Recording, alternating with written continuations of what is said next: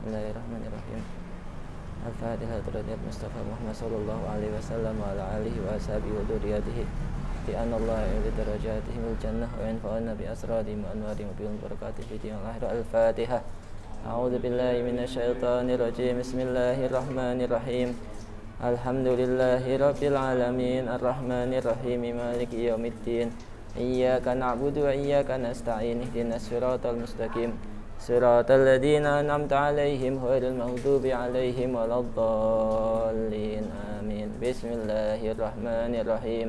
Nawaitu ta'alluma wa ta'lima wa tadhakkura wa tadhkira wan naf'a wal intifa'a wal ifadata wal istifadata wal hisa ala tamassuki bi kitabillahi wa sunnati rasulillah sallallahu alaihi wasallam wa du'a ilal huda wa tilalata alal khairi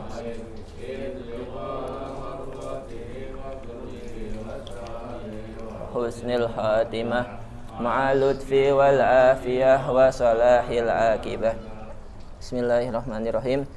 Alhamdulillahirabbil alamin wassalatu wassalamu ala sayyidina Muhammadin wa ala alihi wa sahbihi ajmain. Wala haula wala quwata illa billahil aliyil azim. Amma ba'du. Kita insyaallah pada malam hari ini akan membuka ya, yaitu fan tarikh. Tarikhul Islam. Tarikhul Rasulillah. Apa sih makna tarikh itu? Tarikh secara bahasa maknanya thariqah. Maknanya jalan, yaitu suatu jalan di mana di situ perjalanan Rasulullah Shallallahu Alaihi Wasallam dari mulai lahir sampai wafatnya beliau. Di dalam sejarah tarikhul Islam itu dibagi menjadi 3. Pertama tarikhun Nabi, ya, yaitu perjalanan Rasulullah Shallallahu Alaihi Wasallam mulai lahir sampai wafatnya beliau. Lalu tarikhus Sahabah, perjalanan para sahabat. Lalu tarikh yang menerangkan tentang perkembangan Islam dari mulai jazirah Arab sampai ke Persia, sampai ke Romawi, sampai ke Asia, sampai ke Indonesia. Itu semua dicatat oleh ulama dalam namanya tarikh, sejarah. Ya, termasuk penting kita mempelajari tarikh karena tarikh itu termasuk daripada kelompok daripada ilmu agama, dan di situ dikatakan bahwasanya Rasulullah SAW khairun nas, ya, sebaik-baik manusia. Nah, karena Rasulullah SAW itu sebaik manusia, fihi uswatun hasanah, di dalam Rasulullah itu termasuk ada suri tauladan yang baik. Maka zaman yang terbaik dari mulai tercipta Nabi Adam sampai hari kiamat zamannya siapa? Zamannya Rasulullah. Maka kita harus tahu apa yang terjadi di zaman Rasulullah itu, apa yang menjadi perjuangan Rasulullah SAW. Karena kita itu yang diikuti siapa? Rasulullah kan. Nah, maka semakin kita mengetahui tarikh Nabi, semakin kita nanti mencintai Rasulullah, dan semakin itu kita mengikuti apa yang dilakukan oleh Rasulullah, ya. Jadi ini kitab yang insyaallah kita akan baca adalah Tarikhul Hawadis wal Ahwalun Nabawiyah, milik Sayyid Muhammad bin Alawi Al-Maliki Al-Hasani. Ya, beliau adalah ulama Haramain, ulama Mekah. Beliau meninggal di tahun 2004. Termasuk ahli sunnah, imamul ahli sunnah wal jamaah. Bismillahirrahmanirrahim. Kita buka. Bismillahirrahmanirrahim. Alhamdulillahirabbil alamin. Wassalatu wassalamu ala asrafil mursalin Sayyidina Muhammadin wa ala alihi wa sahbihi ajma'in. Amma ba'du, sebagaimana kitab-kitab yang lain selalu dimulai dengan bismillah, hamdulillah, dan salawat ala Rasulillah. Kenapa dimulai dengan bismillah terus alhamdulillah? Yang pertama, ittiba'an bil kitab, ittiba' bil Quran. Quran itu pertamanya bismillahirrahmanirrahim, terus apa? Alhamdulillahirabbil alamin. Karena mengikuti Al-Quran, maka para ulama ittiba' bil Quran membukanya setiap daripada karangan-karangan mereka dengan bismillah summa alhamdulillah. Selain itu ada hadis, ya, yang sering kita dengar bahwasanya kullu amrin dibalin la yubda'u fihi bismillah fahuwa aqta ajdam, ya. Barang siapa yang memulai suatu perbuatan yang di situ ada kebaikan lalu tidak dimulai dengan bismillah, maka kebaikannya akan berkurang. Maka diistilahkan oleh Rasulullah, disamakan seperti orang yang ajdam, orang yang anggota tubuhnya terkena penyakit judam. Apa itu penyakit judam? Penyakit judam adalah suatu penyakit di mana itu anggota tubuhnya orang tersebut terpotong, ya, mulai sedikit mengikis sampai kematiannya. Zaman dahulu penyakit yang paling ditakuti penyakit judam. Nah, diumpamakan tadi orang yang melakukan suatu perbuatan yang baik tapi nggak dimulai dengan bismillah, itu seperti orang yang penyakitnya judam, artinya kebaikannya kurang. Walaupun hasilnya bagus, tetapi keberkahannya berkurang kalau nggak dimulai dengan bismillah. Atau seperti akto, hewan kurban, kalau ada yang terpotong, kayak buntutnya nggak ada, ya, harganya kurang nggak? Berkurang. Makanya kalau misalnya suatu perbuatan nggak dimulai dengan bismillah, perbuatan itu berkurang nilainya, ya. Nah, dan daripada hadis-hadis yang lain yang menganjurkan kita untuk memulai dengan bismillahirrahmanirrahim. Terus alhamdulillahirabbil alamin, wassalatu wassalamu, salawat dan salam mudah-mudahan tercurahkan atas asrofil mursalin, manusia yang paling mulia, utusan yang paling mulia, yaitu siapa? Sayyidina Muhammadin sallallahu alaihi wasallam wa ala alihi washabi ajmain, amma ba'du. Fa innallaha, maka sesungguhnya Allah Ta'ala itu ba'asa, mengutus Sayyidina Muhammadan, telah mengutus Rasulullah sallallahu alaihi wasallam bil hanifiyah, dengan agama yang benar, as-samhah, agama yang ada kemurahan di dalamnya, tidak mempersulit, ya, tidak mempersulit orang yang berada di dalam agama Islam. Ada kemurahan-kemurahan. Kalau misalnya kita berpergian, oh boleh kita itu jamak sholatnya, boleh dikosor sholatnya. Kalau nggak mampu berdiri, sholatnya boleh duduk. Nah, dan lain-lain daripada kemurahan di dalam agama Islam. Wadinil qawim, agamanya yang lurus. Fabassara bihi ba'dal ama, maka Allah Ta'ala menerangkan dengan Rasulullah Shallallahu Alaihi Wasallam setelah orang-orang pada buta. Dikatakan jahiliyah kenapa? Sebab orang-orangnya itu tidak mengetahui siapa itu Allah, ya. Mereka membuat patung-patung, ya, sebagai perwujudan daripada apa? Ini kita nyembah patung ini, ya, karena ini adalah termasuk daripada Tuhan. Nanti akan cerita kenapa sih orang Arab itu menyembah patung. Awal mulanya gimana sih orang-orang Arab itu, orang-orang jahiliyah itu menyembah patung. Nah, nanti ada kisahnya.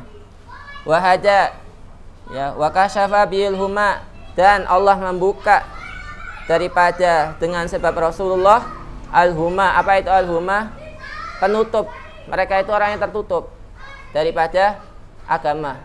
Mereka tertutup daripada ketuhanan. Orang-orang jahiliyah itu pintar. Mereka pintar dalam segi apa? Keduniawian, pintar. Mereka ahli berdagang, ya. Mereka ahli peternak, pembangunan, mereka semua pintar. Pertanian, mereka pintar. Tetapi dalam segi agama mereka bodoh. Yang disembah apa? Jadi Sayyidina Umar, ya, Sayyidina Umar itu pernah bikin Tuhan dari roti. Jadi Tuhannya disembah, punya roti, dibikin patung, disembah sama Sayyidina Umar, disembah. Nah, suatu hari Tuhannya dibawa sama Sayyidina Umar. Di perjalanan Sayyidina Umar lapar. Tuhannya disembah nggak ngasih makanan, dimakan tangan Tuhannya itu. Udah perjalanan lagi, lapar lagi. Wah, nggak ada yang lain, dimakan lagi sampai Tuhannya habis, dimakan Tuhannya. Ya itu bodoh, ya, mereka bodoh seperti itu. Itu makanya Allah buka dengan Rasulullah, ya, penglihatan mereka, akal mereka dibuka, dan penutup mereka dibuka. Wahada bihi minadh-dhalalah, kesesatan mereka dihilangkan. Kesesatan mereka dihilangkan. Mereka itu termasuk adat mereka. kalau punya anak perempuan, sebagian mereka itu nggak seneng dikubur anak perempuan. Sayyidina Umar pertama ingat daripada waktu beliau masih dalam keadaan jahiliyah, peristiwa tentang Tuhan yang dimakan. Terus kedua, nangis ketika mendengar daripada peristiwa, beliau mengingat daripada peristiwa tentang anak perempuannya yang dikubur hidup-hidup. Jadi ketika Sayyidina Umar itu punya anak perempuan, ya, nah anak perempuan ini, si istrinya Sayyidina Umar tahu kalau ketahuan ini anak perempuan bakal langsung dibunuh. Akhirnya gimana? Udah didandanin kayak laki-laki anak bayinya itu. Sampai lumayan gede lah, diajak berburu sama Sayyidina Umar. Diajak berburu, suatu mau berburu ini tengah perjalanan pengen kencing anaknya. Lantas Sayyidina Umar nyopot kan, namanya masih kecil kan, belum bisa dicopot pakaiannya, dan ketahuan itu perempuan, ya. Lantas Sayyidina Umar udah saking marahnya Sayyidina Umar digali tanah, dilempar itu anak ke dalam lubang, dikubur hidup-hidup.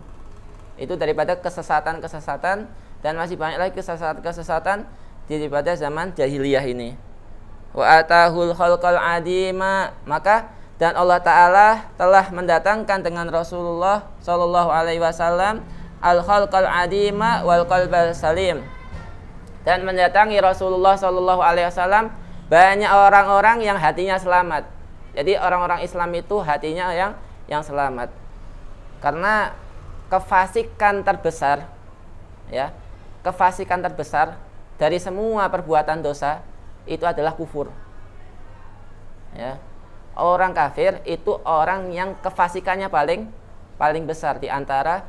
Kalau orang mukmin maksiat, ya, sebesar-besarnya maksiat orang mukmin itu belum apa-apa daripada kekufurannya orang kafir.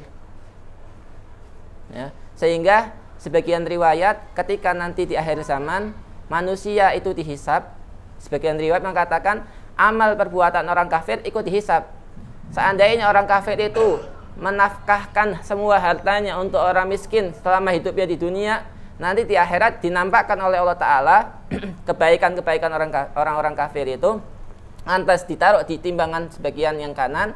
Nanti satu dosanya aja udah kekafiran dia, ditaruh di timbangan yang ke kiri. Kekafirannya itu lebih berat daripada semua amalnya itu, walaupun amal hidup selama hidupnya dia melakukan kebaikan. Ditimbang dengan kekafirannya satu aja, ya, kekafirannya itu lebih berat daripada kebaikannya, walaupun dia beramal baik selama hidup di dunia itu. Maka diselamatkan dari Allah Ta'ala lewat Rasulullah daripada orang-orang yang hatinya selamat. Waqtasahu bi syafaatil utma, Allah khususkan Rasulullah Sallallahu Alaihi Wasallam namanya syafaatul utma. Apa itu syafaatul utma? Syafaatul utma itu syafaat yang agung. Kenapa? Karena dikatakan syafaat yang agung. Ini syafaat hanya dimiliki oleh satu orang, ya, yang dimiliki oleh satu orang. Jadi setiap Rasul itu punya doa mustajabah, doa yang diijabahi, ya. Dan sebagian Rasul, ya, semua para Rasul itu meminta doanya itu di dunia. Rasulullah menyimpan doa ijabah mustajabah itu di akhirat. Nah, dinamakan syafaatul utma karena juga dinamakan selain syafaatul utma ini Rasulullah memiliki maqamal mahmud, maqam yang terpuji. Apa sih makna daripada semua itu syafaatul utma, maqamal mahmud? Nah, jadi gini, nanti kejadiannya, ya, ini bocorannya. Nah, bahwasanya nanti di akhir zaman ketika manusia itu sudah dibangkitkan, ya, dari alam kubur, ba'as, lalu dihasyar. Hasyar itu apa? Hasyar adalah penggiringan para manusia semua dari zaman Nabi Adam sampai nanti akhir zaman, ya, sampai dari akhir zaman itu digiring semua, dikumpulkan satu tempat, ya, dikumpulkan di satu tempat namanya mauqif mahsyar, tempat dikumpulkannya manusia namanya mahsyar, ya. Nah, di mahsyar itu manusia berhenti di situ selama berpuluh-puluh tahun, cara hitungan di akhirat. Nggak tahu berapa ratus tahun hitungan di dunia, ya. Dia manusia di situ berdasarkan amal ibadahnya. Ada orang yang di situ tenggelam sampai keringat daripada yang bercucuran di situ nenggelamin kakinya. Ada yang tenggelam sampai setengah badannya, ada yang tenggelam sampai ke tenggorokannya, ada yang tenggelam sampai semua badannya, tergantung amal ibadahnya di dunia. Nah, itu di situ katakan matahari milan. Nah, mil itu ulama berbeda pendapat. Mil ada yang dikatakan masafah 1 mil 1,5 lah, katakan 1,5 kilometer. Matahari cuma 1,5 kilometer. Ya jauh apa dekat tuh? Kita aja yang berapa ribu kilometer dari bumi ke matahari yang sekarang ini udah ngerasa panasnya. Ini cuma 1, sekian kilometer. Itu pendapat yang pertama. Pendapat yang kedua apa? Kalmik halah, wadah celak. Ya mungkin 1 jengkal seginilah. Matahari cuma satu jengkal. Katanya milan, ya. Ada yang mengatakan 1 mil, ada yang mengatakan mikhalah. Matahari seperti wadah celak 1 mil. Nah, 1 jengkal. Itu saking pedihnya sehingga dikatakan di hari itu bahkan ahli neraka pun pingin masuk ke neraka. Pengen buru-buru masuk neraka. Ahli neraka itu sampai nggak betahnya. Ya, saking betahnya ahli neraka itu pingin masuk neraka. Akhirnya manusia kebingungan. Lantas gimana? Setiap manusia nanti pergi ke para nabi, minta syafaatnya para nabi. Minta ke Nabi Adam katanya apa? Nafsi, saya nggak mampu. Pindah lagi ke nabi selanjutnya Nabi Nuh, pindah lagi sama Nabi Isa, nggak ada yang mampu karena di situ ya rahmat diambil. Abusan komtoriro, ya, dikatakan di situ Allah sudah mencabut rahmatnya, nggak ada rahmat di situ.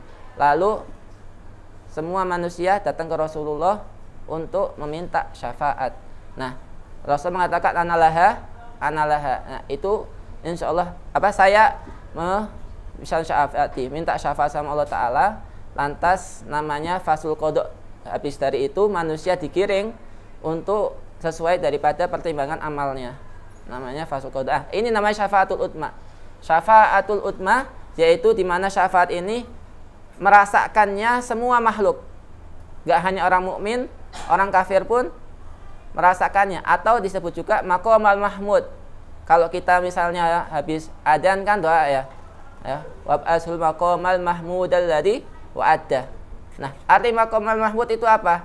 Maqam suatu kedudukan di mana kedudukan ini dipuji semua makhluk satu dunia. Dipuji satu maqam yang hanya dimiliki oleh Rasulullah. Ini dipuji dari zaman Nabi Adam sampai zaman akhir, manusia terakhir. Itu muji Rasulullah SAW. Semuanya muji. Karena apa? Telah memberikan syafaat kepada mereka. Namanya maqamal mahmud. Maqam yang dipuji dari zaman orang-orang seluruh manusia memuji Rasulullah. Namanya Rasulullah punya maqamal mahmud. Wa tabjil wa takrim. Sallallahu alaihi wa ala alihi wa sahbihi wasallam. Wa inna min ajali ma yanbahi ma'rifatuhu. Kata beliau Said Muhammad bin Alawi Al-Maliki, sesungguhnya termasuk daripada sesuatu yang paling agung untuk diketahui, sesuatu yang paling penting untuk diketahui, wa ta'rifuhu, dan mengenalkannya. Ini sesuatu penting diketahui dan penting juga untuk dikenalkan kepada orang lain. Wa sarful anayati ilaihi, dan kita mencurahkan perhatian kita kepadanya. Apa sih itu perkara itu? Huwal kalamu fi ulumin nabawiyah, yaitu kita akan bercerita tentang ilmu yang berkaitan tentang sirah nabawi. Jadi insya Allah kita akan menceritakan di sini kejadian-kejadian apa aja yang terjadi di zaman Rasulullah. Wasofatil Muhammadiyah, ya, dan daripada sifat-sifat Rasulullah. Waqad sannafal ulama, sesungguhnya para ulama itu sudah membuat kitab fidzalika, di dalam tentang sejarah Nabi, kutuban katsiratan, banyak daripada kitab-kitab. Ma baina tarihin Ada yang menceritakan tentang sejarahnya Nabi daripada tahun pertama, tahun kedua. Wa syama'il, ada yang menceritakan tentang akhlaknya Nabi, wataknya Nabi, ya. Terus sifatnya Nabi gimana? Wa aqwalin, ada yang mengumpulkan tentang qaul-qaulnya Nabi, ya, perkataan-perkataannya Nabi. Wa af'alin, tentang perbuatannya Nabi. Wa ahkamin wa ghairi dzalik. Faminhum mukil, ada yang mengarang cuma 1 jilid, ya. Ada yang wal muksir, ada yang ngarang 40 jilid, ya. Tentang sirah Nabawi ngarang 40 jilid. Kullun ala mablah ilmihi wa miqdari fahmihi, itu semua tergantung daripada kadar keilmuan mereka. Walamma ra'aitu taqasurul himam, kata Syekh Muhammad bin Alawi, ketika saya melihat di zaman ini orang-orang itu sudah himah, kesemangatan untuk mempelajari ilmu sirah Nabi, sejarah Nabi itu sudah berkurang, untuk mentolaah kitab-kitabnya berkurang. Syara'tu ila jam'i mukhtasarin, maka saya akan membuat suatu kumpulan yang ringkas, jami'in, yang mengumpulkan daripada sirah Nabawi. Di dalam kitab ini ada 2 perkara. Yastamilu ala qismaini, ada 2 perkara. Apa? Qismul awal, yang pertama, fi dzikri ma yata'allaqu bihi, menyebutkan sesuatu yang berkaitan sama Rasulullah. Apa aja? Min ahwalil awwaliyah, ya, daripada akhlak-akhlaknya Nabi, nanti terangkan. Wa ma yunsabu ilaihi min auladin, orang-orang daripada yang bernasab sama Rasulullah, yaitu apa aja? Dari mulai anak-anak lakinya.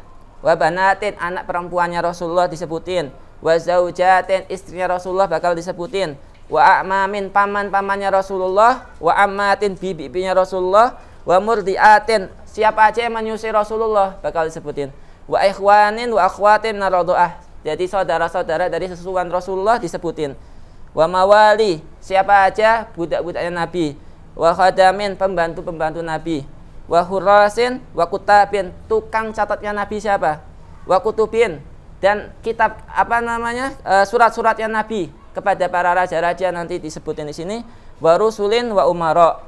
Wa ma yudhafu ilaihi, dan apa yang disandarkan kepada Rasulullah, termasuk min dawabihi, daripada hewan-hewan tunggangannya Nabi. Jadi setiap hewannya tunggangannya Nabi punya nama masing-masing. Wasilahi, pedangnya Rasulullah disebutin. Walibasihi, bajunya Rasulullah itu gimana nanti disebutin. Wa mu'jizatihi, dan mu'jizatnya Nabi. Wa ghairi dzalik, dan nanti yang lain-lain bakal disebutkan tentang sekitar Rasulullah disebutin. Itu bagian yang pertama. Bagian yang kedua, al-qismu tsani, fitalhisil ahdasi, ringkasan dari kejadian-kejadian al-waqi'ati yang terjadi di zaman nubuwah, di zaman nubuwah kenabian, ibtidaan, permulaannya min sanatis saniyah min maulidihi, bakal diceritakan tahun kedua setelah Rasulullah lahir, ila wafatihi, sampai Rasulullah meninggal. Jadi kejadian itu di tahun-tahun itu apa aja? Bitasal sulit zamani, per episode. Episode pertama, episode kedua, episode ketiga. Jadi tahun pertama, tahun kedua, tahun ketiga. Wa tartibi tarihi ma'a ghayatil ihtisar. Jadi nanti setiap tahunnya akan dijadikan diterangkan kejadian-kejadiannya dan diringkas supaya nggak terlalu panjang. Wa as'alullahal karim, dan saya minta sama Allah Ta'ala yang bersifatan karim, ar-Rahman, ar-Rahim, ayyudimali, supaya Allah menjadikan bagi saya itu faedah yang besar. Dalam kitab ini faedahnya besar. Wa ayyaj'ala ijazati, dan menjadikan balasan saya fihi, di dalam kitab ini, apa yang diminta sama beliau Sayyid Muhammad, ridhonya Allah, wal maghfirah, dan pengampunannya Allah, li, untukku, wali walidayya, dan untuk kedua orang tuaku, wali jamil muslimin, dan untuk semua orang muslim, walhamdulillahirabbil alamin. Bismillahirrahmanirrahim. Al-qismul awal. Nah, mulai dari pembahasan yang pertama, yaitu mujazu ahwalin Nabi sallallahu alaihi wasallam, ringkasan daripada keadaannya Rasulullah, wa ma yata'allaqu bidzatihi syarifah, dari apa yang berhubungan sama Rasulullah, mimma yunsabu ilaih wa yakhtasu bihi minasyu'unil ma'rufah al-ma'lufah. Pertama, nasabuhu syarifah, diterangkan nasabnya Rasulullah sallallahu alaihi wasallam yang mulia. Jadi segini, nasabnya Rasulullah itu ulama sepakat, semua ulama sepakat bahwasanya Rasulullah itu nasabnya sampai Sayyidina Adnan. Ya. Dan dari Rasulullah bin Abdullah bin Abdul Muthalib bin Hashim bin Abdul Manaf bin Qusam bin Kilab sampai Adnan itu ulama semua sepakat, ijma'ul ulama sepakat itu nasabnya benar. Dari Rasulullah sampai Adnan semua ulama sepakat kebenaran nasabnya. Nah, lalu dari Sayyidina Adnan ke atas sampai Nabi Adam itu ulama khilaf. Ya. Ulama berbeda pendapat. Dari Sayyidina Adnan sampai Nabi Ismail, ulama sepakat bahwasanya Sayyidina Adnan itu adalah keturunan Nabi Ismail, sepakat ulama. Tapi yang menjadi perbedaan ada berapa orang antara Sayyidina Adnan dan Nabi Ismail itu ulama berbeda pendapat. Jadi kesimpulannya dari Nabi sampai Sayyidina Adnan itu ulama sepakat bahwasanya Rasulullah sampai Sayyidina Adnan antara 12 keturunan. Ya. Lalu dari Sayyidina Adnan sampai Nabi Ismail itu ulama sepakat bahwasanya Adnan ke Ismail, ya, bahwasanya Adnan adalah keturunannya Nabi Ismail. Tapi perbedaannya apa? Perbedaannya berapa orang dari antara Sayyidina Adnan ke Ismail itu ulama berbeda. Ada yang mengatakan 10, ada yang mengatakan macam-macam. Dan berbeda juga dari mulai Adnan ke Nabi Adam. Gak ada yang sepakat, ya, perbedaan ulama di situ. Nah, itu. Terus nasabuhu syarif, bahwasanya Rasulullah itu punya nasab yang mulia. Kenapa? Karena nasabnya itu bernasab kepada Nabi Ismail. Ya. Jadi gini, Arab, ya, di situ dibagi menjadi berapa? Dibagi menjadi 3 kelompok. Ada namanya Arab Ba'idah. Arab Ba'idah itu Arab yang terjadi, yaitu yang ada di zamannya para nabi-nabi terdahulu, ya. Kaum Samud, ya. Kaum apa lagi? Dan pokoknya di zaman-zaman para nabi. Namanya Arab Ba'idah, yaitu sangat jauh sehingga nggak bisa dilacak keberadaannya. Ya. Kaum Samud nggak bisa dilacak keberadaannya. Namanya Ba'idah. Ada namanya Arab Aribah. Nah, Arab Aribah itu daripada keturunannya nanti Qahtan, ya, dan ilahirihi di situ. Nah, kalau Rasulullah namanya Arab Adnaniyah, dari keturunannya Sayyidina Adnan. Nah, itu ya, dari keturunannya Sayyidina Adnan itu namanya Arab Adnaniyah. Nah, bahasanya gini, Nabi Ismail, kita bercerita sedikit tentang Nabi Ismail, bahwasanya Nabi Adam itu lama nggak diberi keturunan sampai menikahnya Nabi Adam dengan Siti Hajar, ya. Pertama dengan Siti Sarah nggak diberi keturunan, sampai menikah dengan Siti Hajar diberi keturunan. Berapa umurnya? Lebih dari 80 tahun. 80 tahun lebih baru punya anak. Kalau kita 80 tahun udah kakek-kakek, ya. Ini 80 tahun baru punya anak. Setelah sekian lama menanti baru punya anak. Nah, dinamakan anaknya Nabi Ismail. Ketika lahirnya Nabi Ismail itu Allah perintahkan untuk dibawa kemana? Ke Mekah. Di Mekah zaman itu belum kayak sekarang, udah ada green Zam-Zam, ada apa segala macam. Belum ada apa-apa, masih padang pasir. Ya, dibawa sama siapa? Siti Hajar. Dibawa, lalu ditinggal 2 orang, anak masih bayi, masih netek, sama ibunya. Ya, ditinggal di situ. Sayyidina Ibrahim pulang, dikejar sama Siti Hajar. Ya Ibrahim, ente mau kemana? Kok tinggal saya di sini? Ya, Sayyidina Ibrahim tetap diam. Terus Sayyidina Hajar ngomong, ini perintah dari Allah atau bukan? Kata Nabi Ibrahim, iya perintah dari Allah. Oh, kalau perintah dari Allah, sami'na wa ta'na, udah. Ya. Lantas di situ ada kejadian di mana pertama air susunya Siti Hajar setelah nggak ngalir karena lama, ya. Lantas ke Gunung Safa, ke Gunung Marwah, akhirnya di situ ternyata Nabi Ismail mengeluarkan air daripada bawah kakinya itu air Zam-Zam. Nah, di situ belum ada orang sama sekali. Ya, belum ada orang sama sekali. Akhirnya setelah itu keluar air Zam-Zam yang banyak, yang bisa sampai sekarang kita ambil. Lalu di situ baru datang satu kabilah.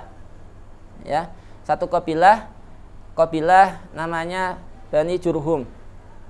Ya, kabilah Jurhum. Ini kabilah asalnya dari namanya daerah Yaman. Daerah Yaman itu daerah namanya Ma'arib. Satu daerah yang sangat subur. Dipimpin sama kabilah namanya Tuba. Ya. Tuba 1, Tuba 2. Nah, Tuba itu kayak ibarat kita itu kayak misalnya di Jogja kan ada itu Hamengkubuwono 1, Sultan ya. Ada Raden 1, Raden 2 ya. Ini si Tuba itu banyak, Tuba 1, Tuba 2. Nah, Tuba yang keberapa itu di situ orang-orangnya ahli maksiat. Punya bendungan Ma'arib, bendungan yang sangat besar. Bisa mengaliri air perkebunan yang ada di situ. Dikatakan saking suburnya daerah itu. Seandainya ya, antum ini punya wadah ya apalah, wadah buat nasi atau buat tumpeng itu ditaruh di atas kepala, terus jalan di perkebunan mereka, jalan di perkebunan mereka, keluar kebun itu wadah udah penuh buah, saking suburnya daerah itu, nggak usah dipetik buahnya, saking banyak pada jatuh, itu jatuhnya termasuknya yang jatuh di dalam ini itu udah penuh buah. Kita keluar dari kebun itu, ini wadah udah penuh buah. Tapi mereka orang yang ahli situ ahli maksiat, nggak syukur sama nikmat Allah.